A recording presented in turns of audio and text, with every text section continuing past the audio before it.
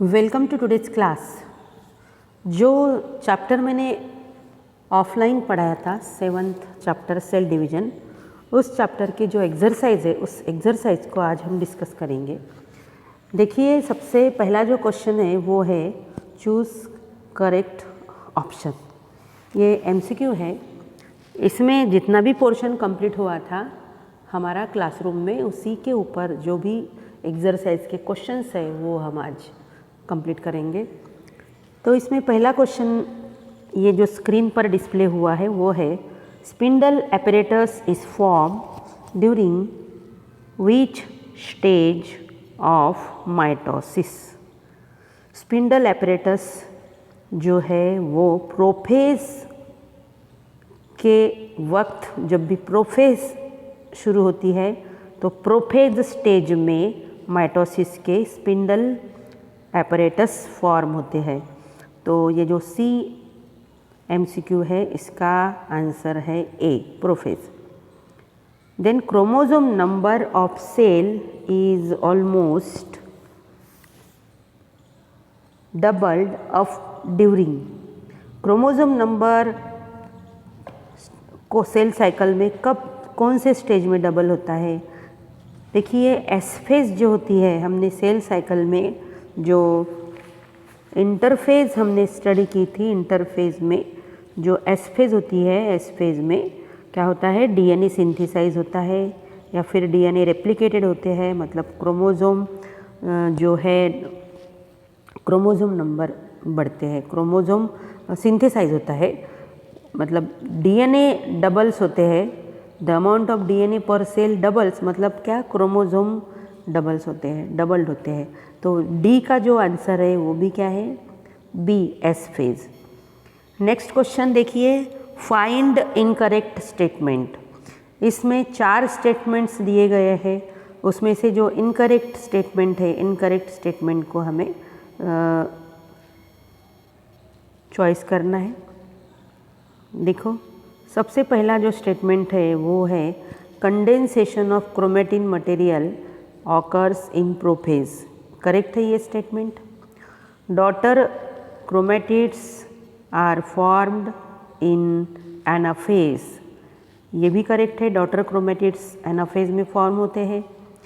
सी जो स्टेटमेंट है, daughter nuclei are form metaphase, ये स्टेटमेंट रॉन्ग है। डी वाला क्या है, न्यूक्लियर मेम्ब्रेन रीअपियर्स टीलोफेज, ये करेक्ट है।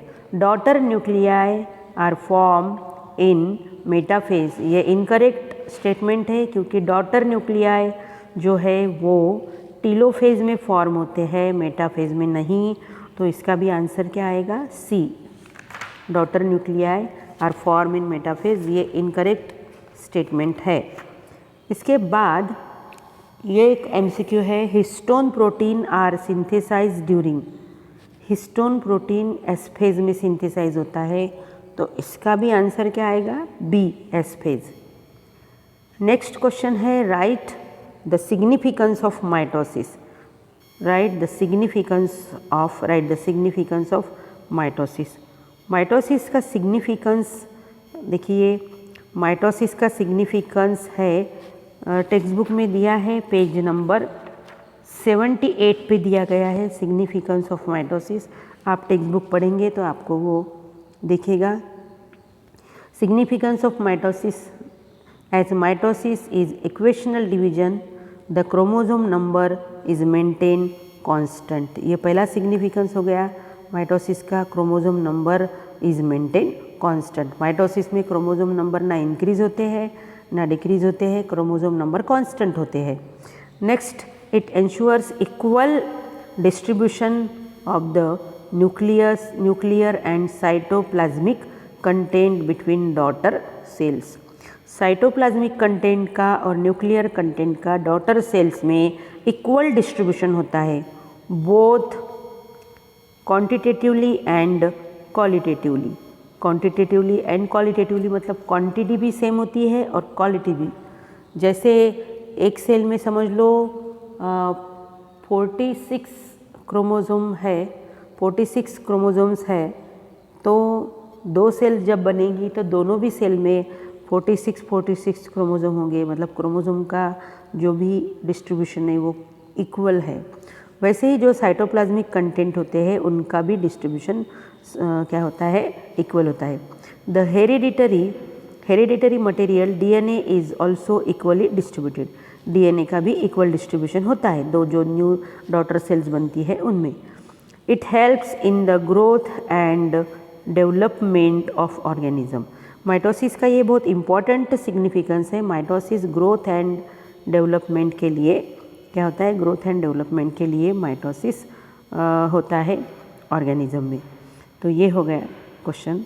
फिर इसमें और कुछ क्वेश्चंस है जो हम स्टडी करेंगे। Analyst the different stages of prophase 1। देखिए ये मियोसिस का क्वेश्चन है। मियोसिस तो हमारा हुआ नहीं है, ऑफलाइन तो नहीं हुआ, ऑनलाइन लेना पड़ेगा उसको।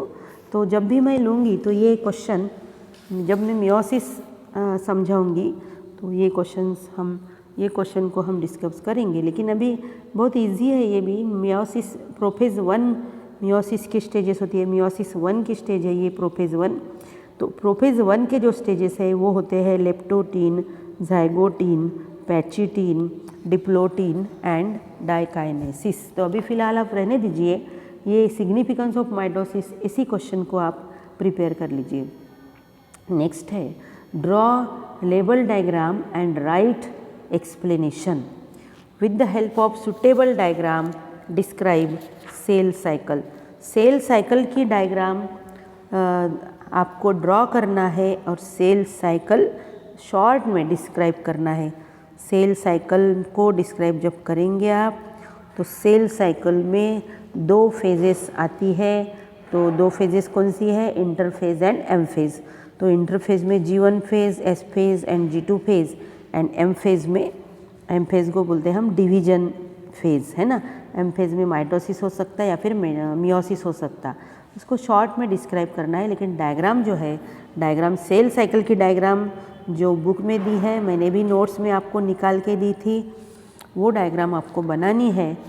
इसके बाद नेक्स्ट क्वेश्चन है distinguish between mitosis and meiosis. हमारा माइटोसिस तो कंप्लीट हो गया लेकिन मियोसिस कंप्लीट हुआ नहीं। फिर भी माइटोसिस और मियोसिस को मैंने जो डायग्राम थी वो डायग्राम माइटोसिस और मियोसिस को पढ़ाया था। डायग्राम बराबर ड्रॉ करके पढ़ाया था। एक तरफ बोर्ड में मियोसिस और दूसरी तरफ माइटोसिस दिखाया था। तो इसका सिग्निफिकेंस है, ये जो मियोसिस है ये हैप्लॉइड डिवीजन है और माइटोसिस जो है वो इक्वेशनल डिवीजन है, मतलब इक्वल होते हैं क्रोमोसोम नंबर डिस्ट्रीब्यूशन। लेकिन मियोसिस में क्या होता है, मियोसिस ये हैप्लॉइड सेल डिवीजन, हम इसे बोलेंगे रिडक्शन डिवीजन बोलते, क्योंकि मियोसिस में chromosome number reduce to half. Mitosis में 2 cells are form after mitosis, लेकिन मियोसिस में 4 cells are form after meiosis. Mitosis में mitosis takes place in somatic cell, लेकिन meiosis takes place in reproductive cells, in germ cells. Meiosis से gametes तैयार होते हैं, male gametes and female gametes, लेकिन mitosis जो है वो सोमेटिक सेल में होता है, वेजिटेटिव सेल में होता है, लेकिन मियोसिस जो है वो रिप्रोडक्टिव सेल में होता है। तो इस तरह से हम इसको, आपको अगर ये नहीं आता है तो आप रहने दीजिए इस क्वेश्चन को, लेकिन ये जो क्वेश्चन है ये क्वेश्चन आप सॉल्व कर लीजिए। फिर draw the diagram of metaphase. ये देखिए मेटाफेज की जो डायग्राम है वो आपको ड्रॉ करनी है। ये देखिए स्क्रीन पे मैंने ये बुक में से फ़ोटो निकाला है। मेटाफेज की डायग्राम 7.3 पेज नंबर 77 पर दी गई है। ये मेटाफेज प्लेट, इसमें देखिए क्रोमोसोम्स जो है वो एक सेल का जो इक्वेटर है, सेल के इक्वेटर जिसे बोलेंगे हम इक्वेटोरियल प्लेन जो है सेल का, उसके ऊपर क्रोमोसोम अरेंज हुए हैं, that is called as metaphase plate. And ये स्पिंडल फाइबर्स जो कट गया है ना नाम, वो है स्पिंडल फाइबर्स। तो ये मेटाफेज की डायग्राम आपको ड्रॉ करना है। नेक्स्ट क्वेश्चन है कि एक क्वेश्चन है, if onion has 16 chromosomes in cell 16 chromosomes in leaf cells, how many chromosomes will be there in its root cell and pollen grain. तो इसका आंसर है रूट सेल में 16 क्रोमोसोम होंगे, लेकिन पोलन ग्रेन में होंगे 8 क्रोमोसोम्स, क्योंकि रूट सेल जो है वो सोमेटिक सेल है। सोमेटिक सेल में क्रोमोसोम्स डिप्लॉयड होते हैं, लेकिन जो पोलन ग्रेन है वो क्या है, पोलन ग्रेन्स सेक्सुअल रिप्रोडक्शन के वक्त पोलन ग्रेन फॉर्म होते हैं प्लांट्स में। तो पोलन ग्रेन्स जो है वो मियोसिस से फॉर्म होते हैं। पोलन मदर सेल रहती है एंथर में जो पोलन सैक होता है उसमें पोलन मदर सेल होती है, और उस पोलन मदर सेल में मियोसिस होता है। तो एक पोलन मदर सेल में जब मियोसिस होता तो उससे 4 पोलन ग्रेन्स बनते हैं। तो पोलन ग्रेन्स जो है वो हैप्लॉइड होते हैं, क्योंकि वो मियोसिस से बनते हैं। तो पोलन ग्रेन में कितने क्रोमोसोम्स होंगे, 8। तो आपको आंसर ऐसे लिखना है कि रूट सेल लिखना, डैश करके लिखना 16 क्रोमोसोम्स, उसके नीचे पोलन ग्रेन लिखोगे आप, और उसके सामने डैश करके लिखोगे 8 क्रोमोसोम्स। नेक्स्ट क्वेश्चन है identify the following phases of mitosis and label A and B given in the diagram. देखिए, इसको तो आइडेंटिफाई करना बहुत इजी है। ये मेटाफेज है। डायग्राम के नीचे बॉक्स दिख रहा है ब्लू कलर से, उसमें लिखना है मेटाफेज। स्पिंडल फाइबर दिए गए हैं, और जो ए लेबल है ये है मेटाफेज प्लेट। ए को क्या लेबल दोगे आप, ए को लेबल देना है आपको मेटाफेज प्लेट। अभी मैंने डायग्राम आपको दिखाई थी। उसके बाद एनाफेज की डायग्राम दी है। एनाफेज में आपको एनाफेज की डायग्राम है ये जो ब्लू कलर का जो एक बॉक्स दिख रहा है डायग्राम के नीचे, वहाँ पर आपको लिखना है एनाफेज। एंड बी जो है, बी लेबल देना है chromatids moving to opposite poles. Label क्या देना है, chromatids moving to opposite poles. देखिए यहाँ पर ये एनाफेज की डायग्राम है, लेबल दिखा आपको, chromatids moving to opposite poles. ये हो गए क्वेश्चंस। तो इस तरह से इतने क्वेश्चंस हमने आज डिस्कस किए हैं इस चैप्टर के। तो आप इसी क्वेश्चंस को अच्छे से प्रिपेयर कर लीजिए।